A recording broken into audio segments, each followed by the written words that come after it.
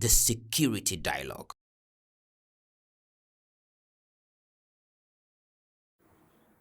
Assalamu alaikum wa rahmatullahi wa barakatuhu.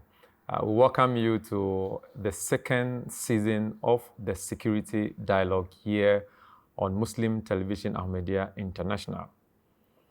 On this program, we engage experts from diverse fields to discuss issues of conflict, peace and security, peace building, preventing violent extremism, curbing the act of terrorism, and we have indicated that this is done from the domestic to the global perspective in the context of national security. And on this second season, the first episode, we are going to discuss the very topic for this episode is on Islam's responses to terrorism in Africa. We are doing so because we want to have a global touch of the discussion. And with me in the studio to do this is Molvi Faraz Yassin Rabbani, who is a missionary of the Ahmadiyya Muslim mission in Ghana and also a staff with the MTA team here in Ghana. Molvi sir, welcome to the Security Dialogue. Yeah. So we have said that when you look at the issues of terrorism, it is not something that is new. I mean, when you look back, it is not something that is new. But in recent time, and when you look at some analysts and then some practitioners in the space of security, religion, and all of that, they tend to see issue of terrorism as an Islamic phenomena or an Islamic entrenchment. And that is what we want to discuss and then get the understanding of how Islam perceive terrorism. So I don't know, how would you view this phenomenon of terrorism in the context of apportioning it to Islam? How would you view this? Do you see it as a political consequence or religious ideological factors? And if so, how and why? Bismillah ar-Rahman ar-Rahim. Thank you for having me on this show. So instead of us to look at the pixel, let's look at the entire picture. Now, when we have a cursory glance at history, you don't need to be a person who has delved deep into history. You would realize that great evil has always been done in the name of great good. What I mean by great evil in the name of great good is to attract the masses to yourself. People will use the name of the greatest good in that society. So for societies where religion is prevalent, you would see that great evil, which is terrorism, which is killing in the name of blasphemy, apostasy, would be done in the name of great good, which is religion.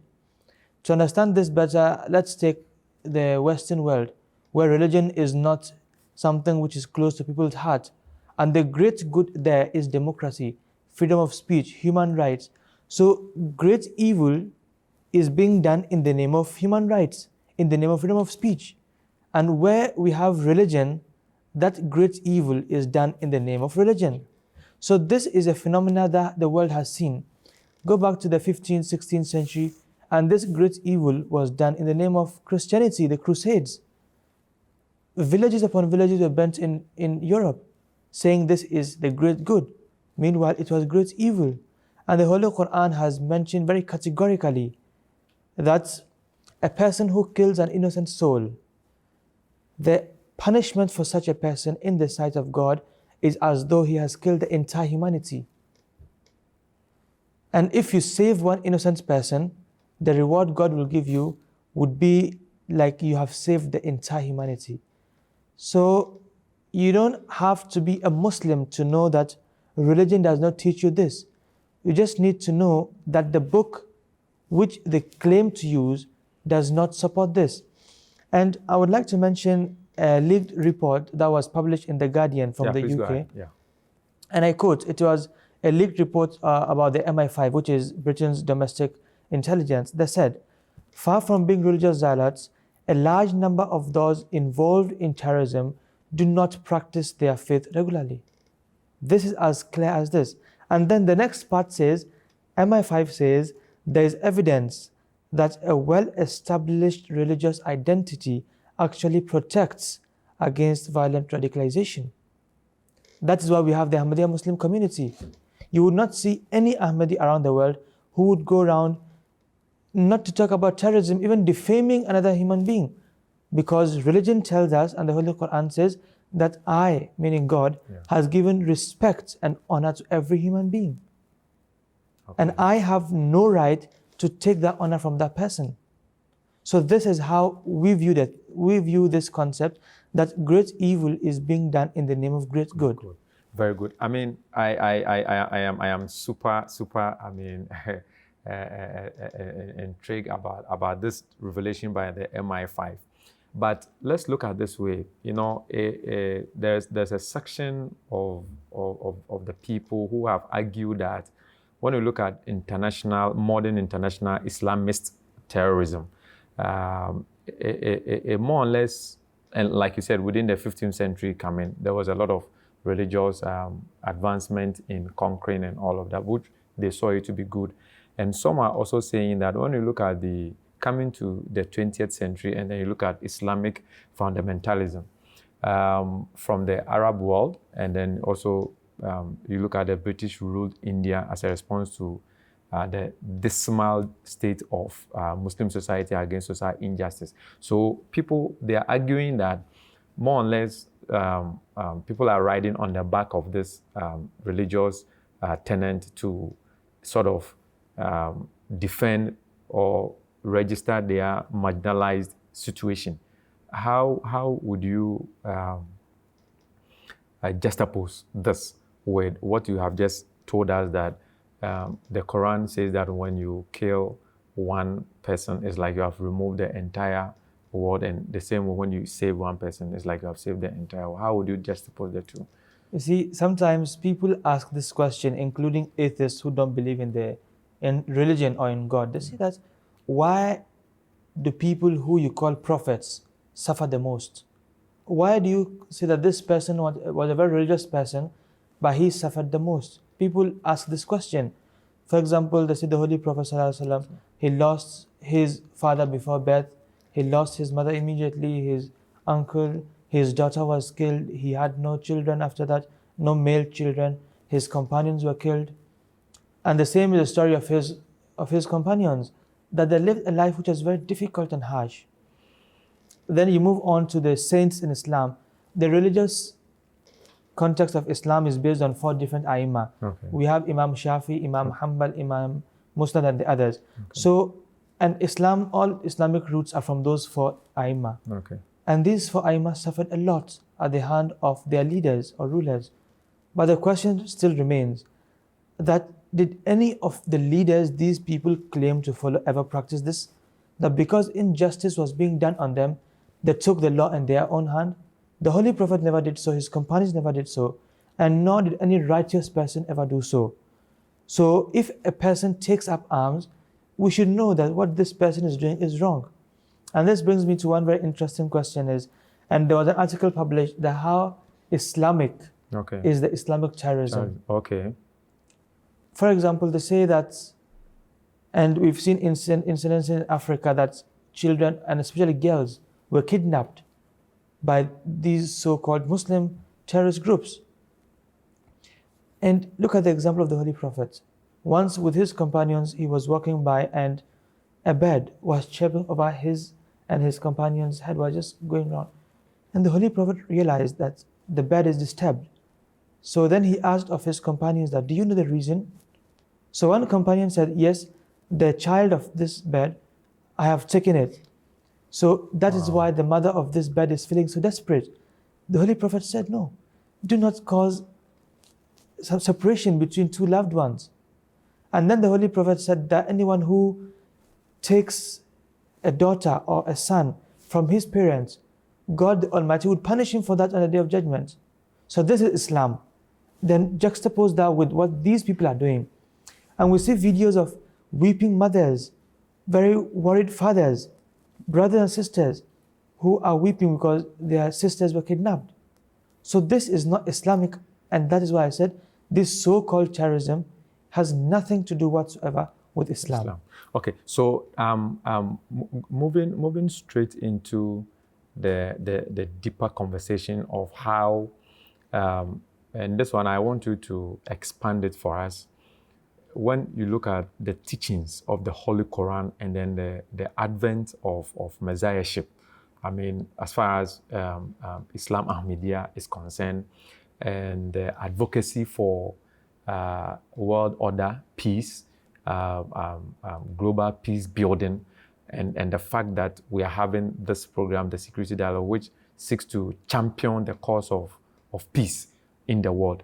I want you to elaborate on this for us, the teachings of the Holy Quran and then the advent of the messiahship as far as peace is concerned, in a way for us to understand the clarity and some of the actions that some of these groups have undertaken, which either connote or do not connote Islam.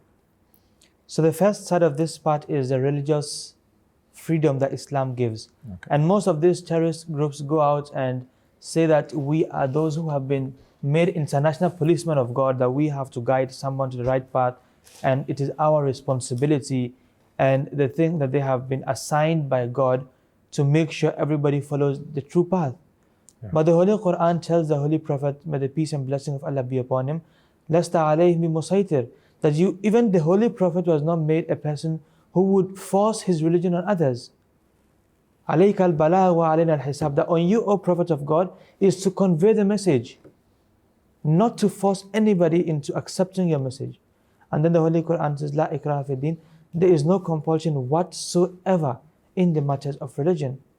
So those people who go out there and say that we are trying to bring people to the right path, the Holy Quran says, if you want to do so with a soft tongue. To the extent that the Holy Quran mentions the incident of Pharaoh and Moses. And the Holy Quran says that God told Moses that when you are speaking to Pharaoh, speak to him in a very gentle way. Maybe he might listen to what you say. So the Holy Quran has conditioned guidance with a soft heart, with soft nature. And the fourth Caliph of our community said Yeah. that swords can bend the neck, but they cannot bend your heart. And religion is a matter of heart, not of the mind or of the neck. You would force somebody into your service, but you cannot make him a Muslim. All the companions of the Holy Prophet saw his example and accepted Islam. And then comes the other part, what about freedom, religious freedom at large and justice?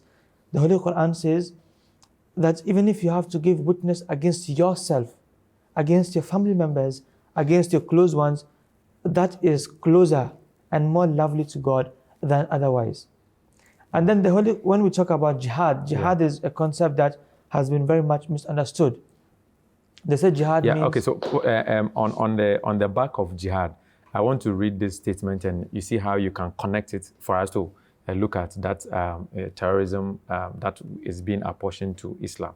Now, this statement, I pick it from one of the books, Review of Religion. It says that we cannot, however, ever reconcile with those who stubbornly persist in insulting the Prophet Muhammad, sallallahu alaihi wasallam, our master and guide, the seal of all the prophets. And earlier you made mention of this blaspheming issues that sometimes we have. And I think recently in Nigeria we had a young lady who was killed as a result of this. And this statement that I've just read to you, how would you connect it to be able to dispassionately give us the difference of the defense of the prophethood or the Prophet Muhammad sallallahu alaihi wasallam, and then the actions of some of this Islamist group who think that by so doing they are actually practicing Islam? So the best example for all is always the Holy Prophet sallallahu alaihi wasallam, and he's our first source of reference. Now when we go to his life, once he was seated with his companions and a dead body was a funeral was just passing by. Okay. So at a distance, but Yeah. once the Prophet of Islam saw that funeral, he stood up. So the companions asked him that, why have you stood up? Okay. He said, I have done so because of the funeral as a form of respect to that person who has died. And then they said, Holy Prophet, he was a Jew, trying to say he was not a Muslim. At that, the Holy Prophet said, was he not a human being? And this brings me back to what I said, that Yeah. Islam has given every human being that respect and has told every Muslim that you should accord every person with that respect. So the Holy Prophet stood up for that person. Another example is another Jew who accepted Islam and said he was a Muslim.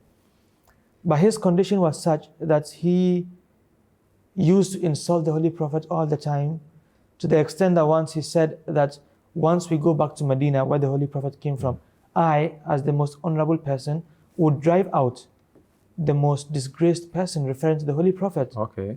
So he called the Holy Prophet such kind of Words. and he used such very bad language against him. Yeah. And when the Holy Prophet heard of this, he did not react. Now, when this person passed away, his son came to the Holy Prophet and requested for a cloth to shroud his body. And the Holy Prophet, may the peace and blessing of Allah be upon him, gave that son a piece of cloth so that they could clothe the dead body of such a person who spent his entire life defaming the Holy Prophet ﷺ. So the respect God has given human beings, we cannot take it away. And such differences do occur. And that is why the Holy Quran says, Ud'u ila sabili rabbika bil hikmah. Call to the way of God with wisdom and kind words. So we cannot reconcile with them in matters of faith. And it is our responsibility to very lovingly proclaim it to them, as the motto of the community is love for all, hatred for none. We love everyone in this world. And they say that you should remove the illness, not the ill person. Remove the disease, not the sick person.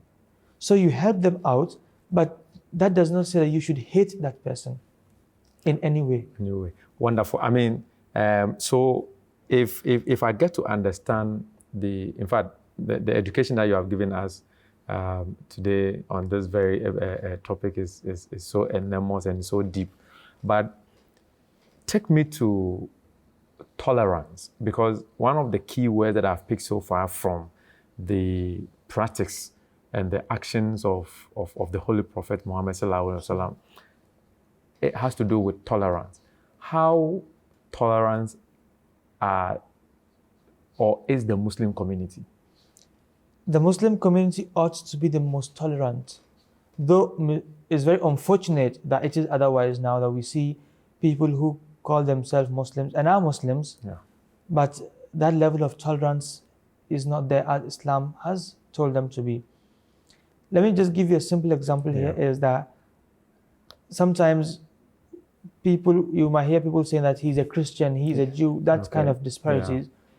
But very few people know that the Holy Prophet even allowed Christians to pray in his mosque.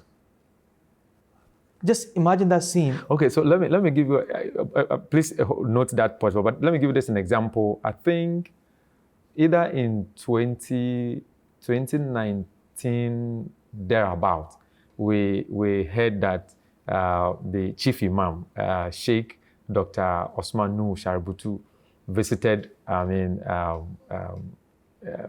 think a church, went to a church for a program, and by the time the information got to social media, we had a section of the Muslim community who were sort of talking or saying certain things against even the chief imam, that he ought not to have been in that place, or not to have been at that place.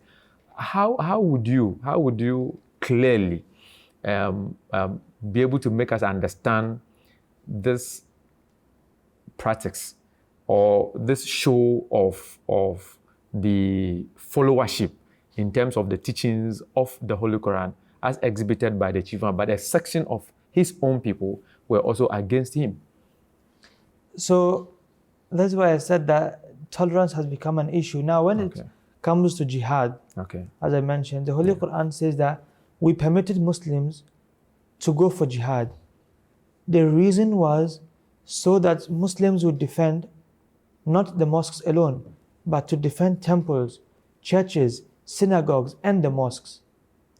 So Muslims in the first battle of Badr, which was a defensive battle, the Meccans had come to attack them. And the Holy Quran said that if today you do not defend freedom of religion, then tomorrow it will be a synagogue, it will be a church, it will be a temple. So Muslims were made guardians to protect mosques, churches, synagogues, and temples. And this is what the Holy Quran teaches us. Wow. And it is very surprising, as I gave you the example of the Holy Prophet, that he allowed Christians to pray in his mosque. So this is tolerance, and we have to build bridges.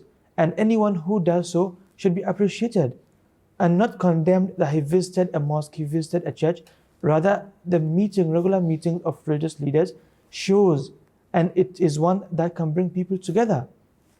And for this reason, that every year the Ahmadiyya community organizes a peace symposium, international one, where we have bishops, rabbis, people from many denominations of Christianity, of Islam, Sikh, Buddhist, all are invited, so that that union can be seen. And you see, when you look at a rainbow looks beautiful because of different colors and because they have merged beautifully. So a society looks beautiful when you live together in harmony. And this is what the Holy Prophet taught us. Wonderful, wonderful. I mean, I see that the practice of the Holy Prophet Muhammad almost is an epitome of peace in itself.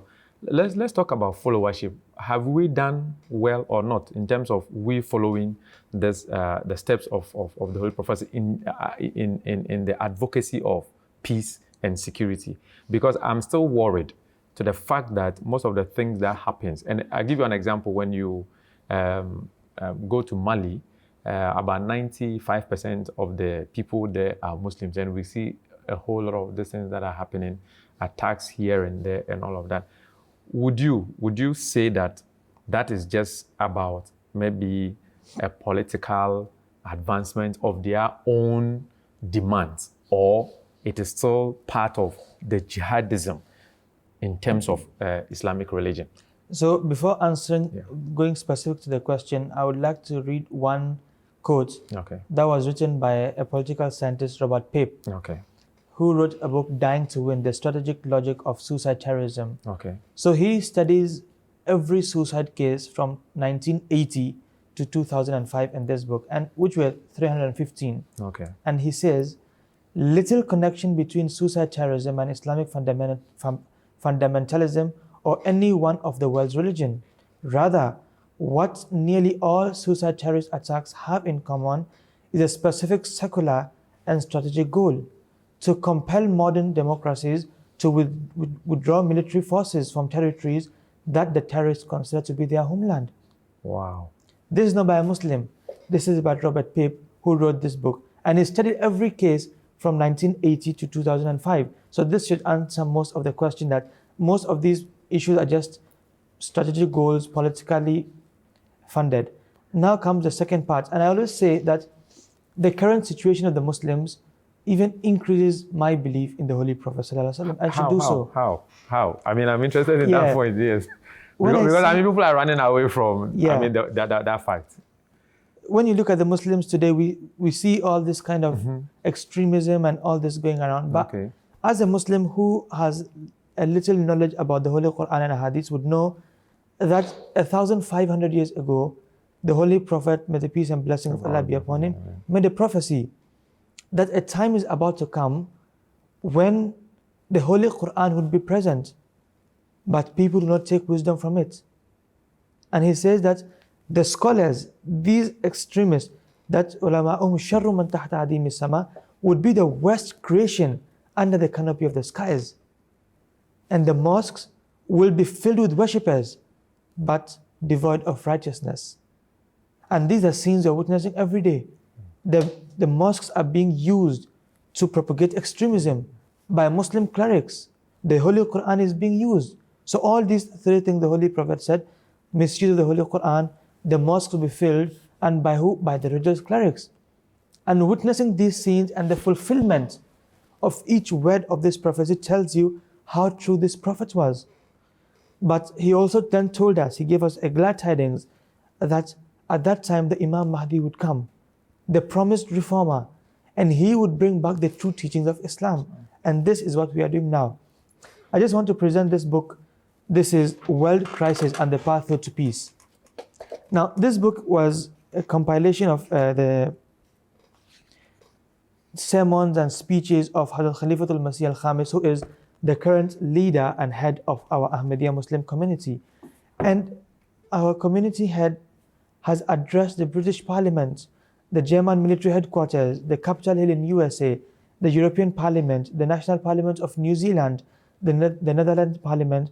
He has written to Pope, to Iran, to Obama, to all these world leaders who can make a difference, that it is time that we turn and look at the realities on the ground and turn to God the Almighty and do away with all these kind of extremisms. Okay, so we will take your final words on this very subject. I'm sure we are going to have other discussions with you on different topics, but we want to take your final words on the act of terrorism, which is a portion or always seen as an Islamic thing. What are your final words on that? Yes, I would like to once again read a quotation that was from the 116th Congress and the first session of that. And I quote, "The Congress finds the following: white supremacists and other far right-wing extremists are the most significant domestic terrorism threat facing the United States." But this is something that we don't hear on the news. The reason is another research that was done by The Guardian. They say that, and I quote, "Terror attacks by Muslims receive 357% more press attention." Research by the University of Alabama shows attacks by Muslims receive an average of 105 headlines, others just 15. So though we condemn every form of terrorism whatsoever in the name of Islam and killing anyone, nobody has been given that right. We do condemn all of that. But again, it comes back to justice, that you should not portray all Muslims to be doing so. There are so many peace-loving Muslims around, and we are here propagating peace. So instead of giving 357% more coverage to terrorism that has been done by a politically motivated or personally motivated person in the name of Islam, we should promote peace in the name of Islam. Thank you very much. Thank you very much. Thank you. And this brings us to the end of this very first episode in the second season, where we looked at Islam responses to terrorism in Africa. And I did that with Movi Faraz Yassin Rabbani, who is a missionary with the Ahmadiyya Muslim Mission Ghana. And as a media entity, we have taken it upon ourselves to give a very wide coverage when it comes to the issues of peace. And that is why we have what we call the Security Dialogue on Muslim Television, Ahmadiyya International. This has been the Security Dialogue. My name is Sadiq Educhum. See you. Assalamu alaikum wa rahmatullahi wa barakatuh.